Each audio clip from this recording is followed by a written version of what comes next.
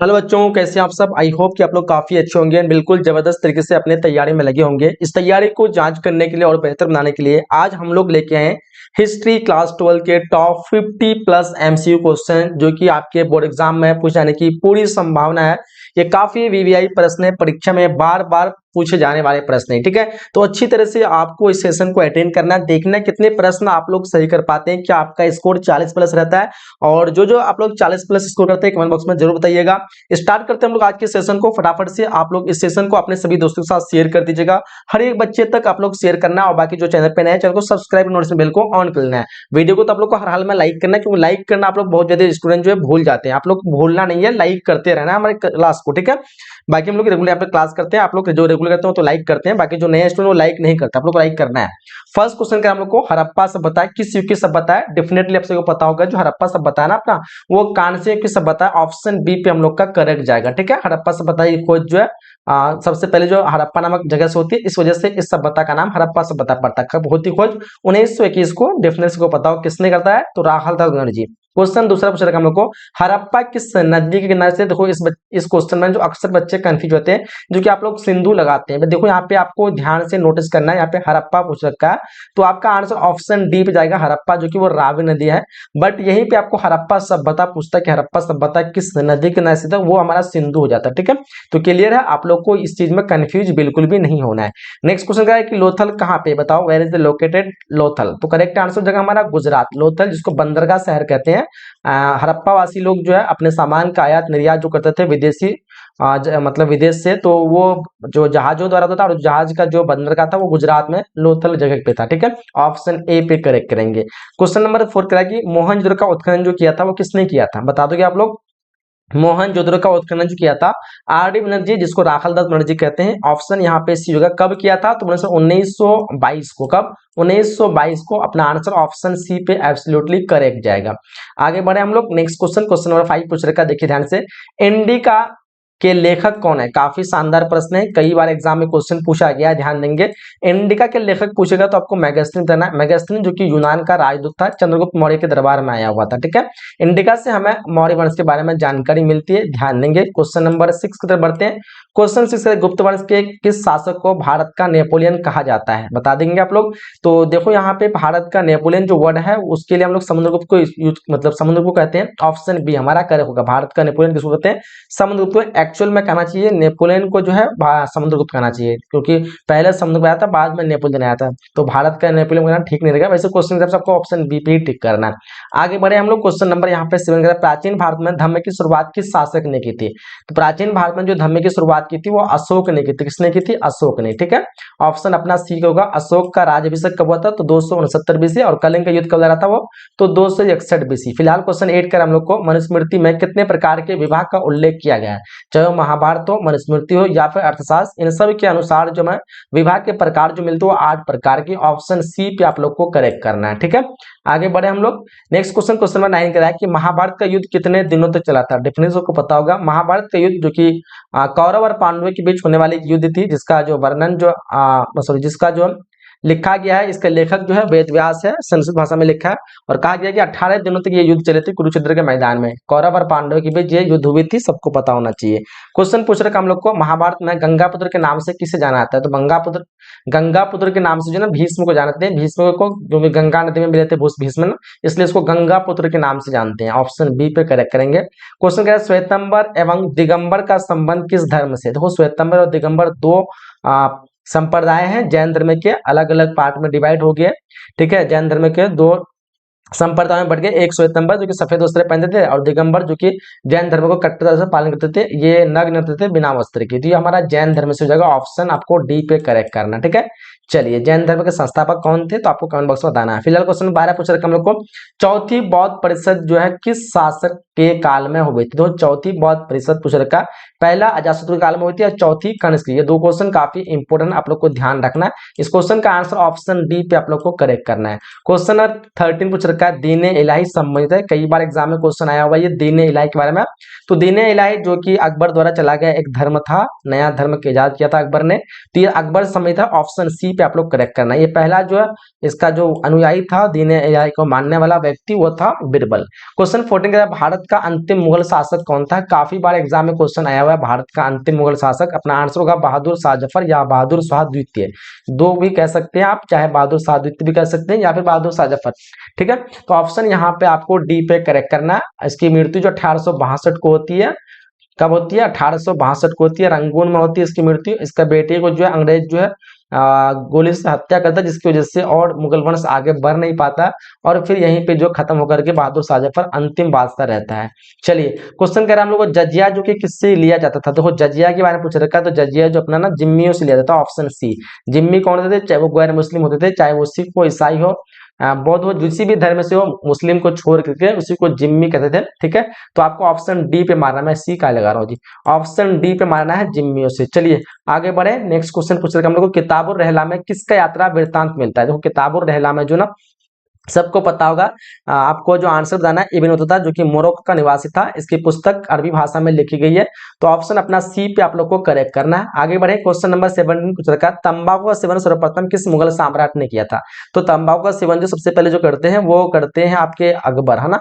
अकबर ने इसका सेवन करता है और उसके बेटा जहांगीर इस पर प्रतिबंध लगाया था। दोनों क्वेश्चन काफी बार एग्जाम में पूछे गए, ध्यान रखेंगे। क्वेश्चन 18 देखो कह रहा है अलबरूनी किसके साथ भारत आया था? बहुत बार क्वेश्चन पूछे गए, मैंने जैसे आपको बताया सारे रिपीटेड क्वेश्चन है, बहुत बार कई बार क्वेश्चन ये सारे प्रश्न पूछे जाते हैं एग्जाम में आपके, इसलिए आप लोग को हर हाल में सारे प्रश्न याद होना चाहिए। गजनी हो जाएगा, मोहम्मद गजनी। ठीक है, इसकी पुस्तक है तहकीक हिंद और किताबुल हिंद, याद रखेंगे दोनों पुस्तक जो है, बस दोनों जो है एक ही पुस्तक है, अलग अलग नाम से।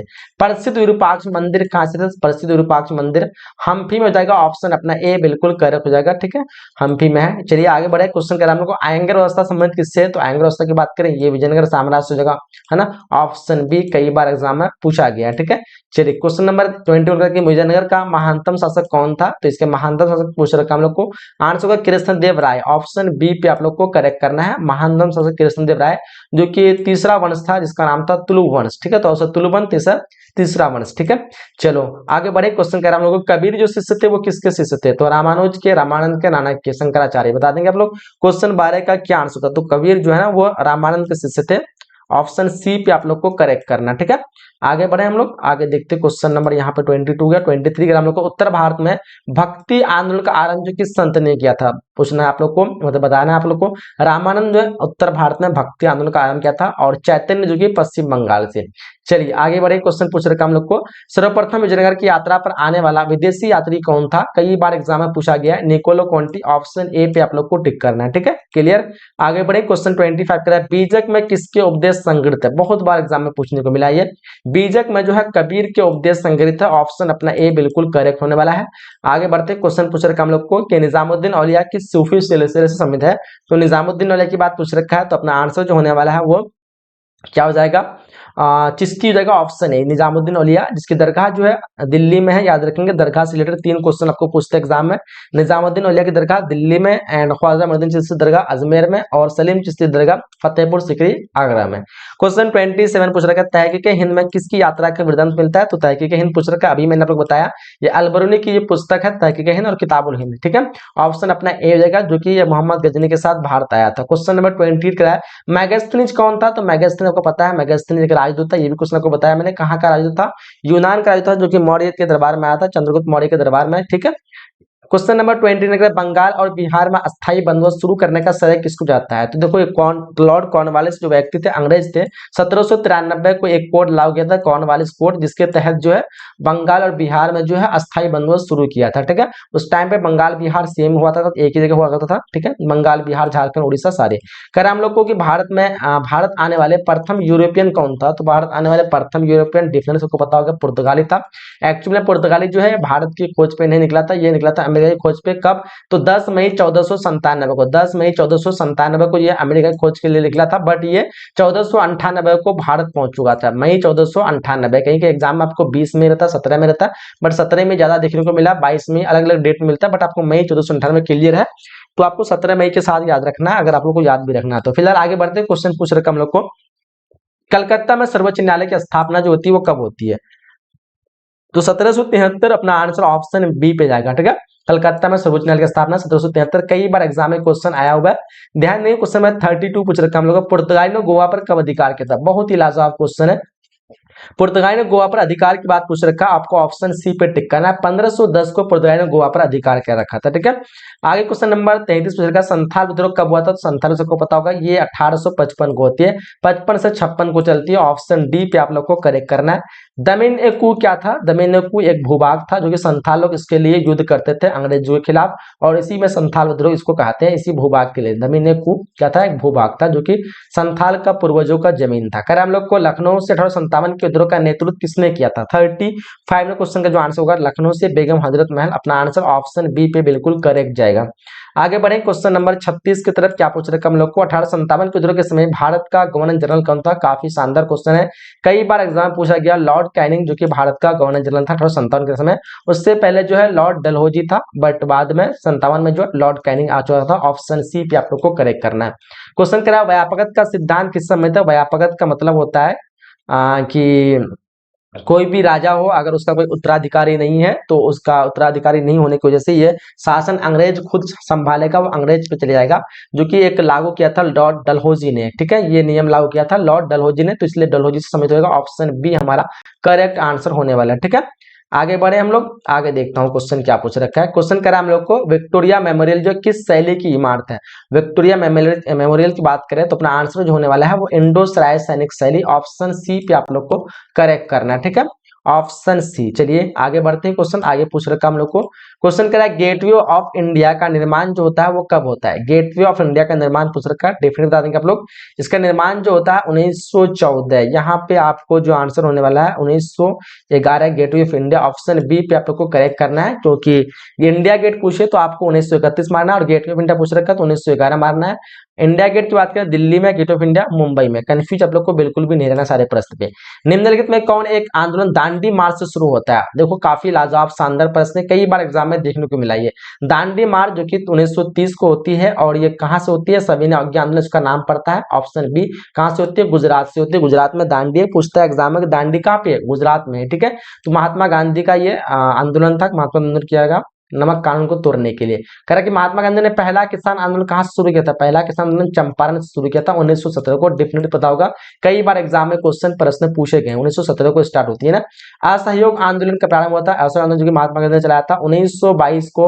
ये असहयोग आंदोलन खत्म होती है और शुरू होती है कब, 1920 को। ऑप्शन बी पे आप लोग को करेक्ट करना है। ठीक है, तो जितने बच्चे ऑप्शन बिता रखे डेफिनेटली आपका आंसर सही होगा। असहयोग आंदोलन जिसमें अंग्रेज का सहयोग नहीं करना था, इसका मतलब। साइमन कमीशन भारत कब आया था, तो साइमन कमीशन भारत आता है 1928 को। ऑप्शन बी पे आप लोग को टिक करना है, कब आता है, 1928। सभी का आंसर ऑप्शन बी पे करेक्ट होना चाहिए। क्वेश्चन 44 ध्यान से दिया, 1919 का एक अधिनियम था, उसको क्या कहते हैं। काफी बच्चे इसमें मिस्टेक करते हैं, जो कि रॉलेट एक्ट मारते हैं, जो कि आपको रॉलेट एक्ट बिल्कुल भी नहीं मारना। 1919 का एक एक्ट था अंग्रेज का, जिसको रॉलेट एक्ट कहते हैं, बट 1919 का एक अधिनियम था भारत सरकार का, जिसको हम लोग कहते हैं मॉन्टेग्यू चैम्सफोर्ड सुधार एक्ट। ऑप्शन सी पे आप लोग को फाइनल करेक्ट करना है, ऑप्शन सी। ठीक है, आगे बढ़ते क्वेश्चन पूछ रखा हम लोग को, जालियांवाला बाग हत्याकांड कब होता है। तो जालियांवाला बाग हत्याकांड जो हुआ था वो 13 अप्रैल 1919 को। ऑप्शन ए यहाँ पे आप लोग को करेक्ट करना है, 13 अप्रैल 1919 को। नेक्स्ट क्वेश्चन कह रहा है, बंगाल की विभाजन की घोषणा जो होती है वो कब होती है। बंगाल विभाजन की घोषणा जो होती है 1906 को होती है मुस्लिम की स्थापना, और 1905 को होती है बंगाल विभाजन घोषणा। ऑप्शन आप लोग को ए पे टिक करना है, बंगाल विभाजन घोषणा 1905 और मुस्लिम की स्थापना 1906। आगे बढ़े नेक्स्ट क्वेश्चन की तरफ बढ़ते हैं। क्वेश्चन नंबर 47, पाकिस्तान शब्द किसने दिया था। पाकिस्तान शब्द जो है चौधरी रहमत अली देते हैं। ऑप्शन सी पे आप लोग को करेक्ट करना है, चौधरी रहमत अली। नेक्स्ट क्वेश्चन पूछ रखा हम लोग को कि भारतीय राष्ट्रीय कांग्रेस की पहली महिला अध्यक्ष जो है वो कौन होती है थी। तो भारतीय राष्ट्रीय कांग्रेस की पहली महिला अध्यक्ष की बात करें तो अपना आंसर जो होने वाला है यहाँ पे सरोजिनी नायडू, एन ए बेसेन या फिर विजय लक्ष्मी पंडित। तो ये देखो ये जो है कांग्रेस की पहली महिला अध्यक्ष एन ए बेसेन होती है। ऑप्शन ए होगा। कांग्रेस के जो संस्थापक थे ए ओ ह्यूम थे, 1885 को कांग्रेस पार्टी की स्थापना होती है, और पहली महिला अध्यक्ष एन ए बेसेन होती है। चलिए आगे बढ़ते हैं, क्वेश्चन पूछ रखा हम लोग को, भारतीय संविधान को कब लागू किया गया था। संविधान को जो लागू किया जाता है वो 26 जनवरी 1950 को। कहाँ है, ऑप्शन सी डी पे दिया हुआ है, ऑप्शन डी आप लोग को करेक्ट करना है। ठीक है, आगे बढ़े क्वेश्चन क्वेश्चन पूछ रखा स्वतंत्र भारत के प्रथम राष्ट्रपति कौन थे। देखो राष्ट्रपति के बारे में अक्सर एग्जाम पूछाता है और प्रधानमंत्री के बारे में। तो प्रथम राष्ट्रपति राजेंद्र प्रसाद, रॉ से राष्ट्रपति, रॉ से राजेंद्र प्रसाद, दोनों में रा है, ठीक है। तो यह ट्रिक है आपको याद रखने का। बाकी प्रधानमंत्री में क्या था, प आता, पंडित जवाहरलाल नेहरू भी प आता। तो दोनों पहले आपको याद रखना ट्रिक के से कि प्रथम प्रधानमंत्री पंडित जवाहरलाल नेहरू, प्रथम राष्ट्रपति राजेंद्र प्रसाद। दोनों छोटी सी ट्रिक है, आप लोग इस ट्रिक के माध्यम से याद रखेंगे ताकि कंफ्यूज नहीं होगा। तो यहाँ पे हम लोगों ने 50 प्लस एमसीक्यू, जो कि आपको मैंने एक्स्ट्रा आपको बताया, 50 प्लस एमसीक्यू आप लोग को जो यहाँ पे कवर कराया। कैसा लगा आज का क्लास आप लोग कमेंट बॉक्स में जरूर बताइएगा, अपना फीडबैक जरूर दीजिएगा, ठीक है। और अपने सभी दोस्तों के साथ जरूर शेयर करिएगा। काफी मेहनत से आप लोग के लिए मैं प्रश्न तैयार करता हूँ, ये सोचता हूँ कि कौन से प्रश्न आप लोग के लिए इंपॉर्टेंट है, क्या आप लोग को पढ़ना चाहिए। इन सब चीज को ख्याल रखते हुए मैं बहुत ही मेहनत करूँ आप लोग के लिए। तो आपको चाहिए कि इस क्लास को अपने सभी दोस्तों के साथ शेयर करें और हर एक बच्चे तक क्लास जो है पहुंचना है, ठीक है। तो लाइक करेंगे, शेयर करेंगे, चैनल पर जो नए चैनल को सब्सक्राइब करेंगे। मिलते हैं हम लोग इसी तरह के नए वीडियो में, अगले वीडियो में। जब तक के लिए जय हिंद, जय Bharat and thanks for watching.